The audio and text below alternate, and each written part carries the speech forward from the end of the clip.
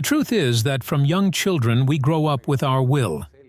I see many young children who visit our monastery, as Saint Paisios used to say, with wills. They don't get over it easily, and sometimes, when parents ask at what age they should confess, we say from the moment they start to be stubborn, they must learn to confess this thing, because it is something that is indeed stubbornness. Of course, the truth is that children are spoiled by the behavior of their parents. They are replicants, or as Saint Paisios used to say, cassette tapes. Everything they hear, they copy. And that's tragic for parents, because then they realize that the example they gave was gravely wrong. So, the fact is that the boundaries are indeed vague, or indistinct, where it begins and where it ends, what we call letting go of my will. I think it's very important, and we have to understand that our every action has to be conscious. That is, we must not become creatures who are not conscious of what we are doing, who don't care about who is dragging us towards their side.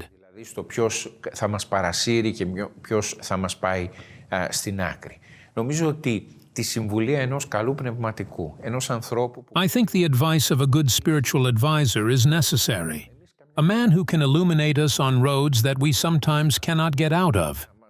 To be a man who can observe us with more calmness, who has applied and experienced the evangelical law in himself, and as such a man can help us, and we can seek him. And of course, the practice of spiritual life and its daily routine enables us to see clearly. We get confused precisely because we are in a drunken stupor. It's like we are drunk, and we can't see the limits. Where to talk, when to talk, how much to talk. And that's why we make mistakes, and that's why we have no limits to these things. Και γι' αυτό κάνουμε λάθη. Και γι' αυτό δεν έχουμε και όρια σε αυτά τα πράγματα. Και ξέρετε και ποιο είναι το δράμα, νομίζω το σημαντικό. And you know what the drama is?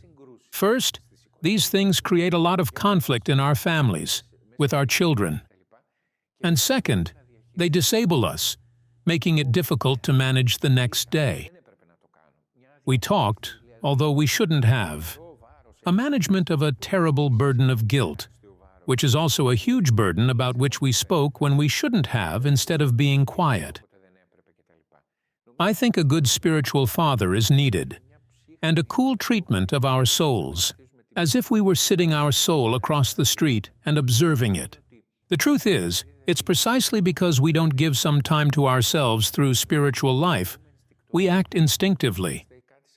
We're kind of like being at a neurologist who hits the knee with the hammer, and the foot reacts immediately. That's how we work too. We operate without thinking, without filtering our reactions. We say what has been said. We do what has been done to us. They hit us, we'll hit them. But these are instinctive states of being which do not reveal reserves of spiritual life or of a clear mind. Now you're going to ask me, how is it possible for man to function like this and have these reserves of spiritual life? It's not easy, and we should not exaggerate. Yet this is exactly what we are saying, that if we just don't have those reserves, we'll be operating even more gravely and dangerously. We already live in a time of extremes of tension. Nowadays, you pass on the street and you see people fighting over the slightest thing. There is a built-up pressure. And you say, what is the way? How can people release this pressure? Well, here the Church says that spiritual life is a way to release this steam of tension, to lift the weight from man, and brighten life. Ξεφορτώνει ο άνθρωπος να αποφορτίζεται και να γίνεται φωτεινότερος.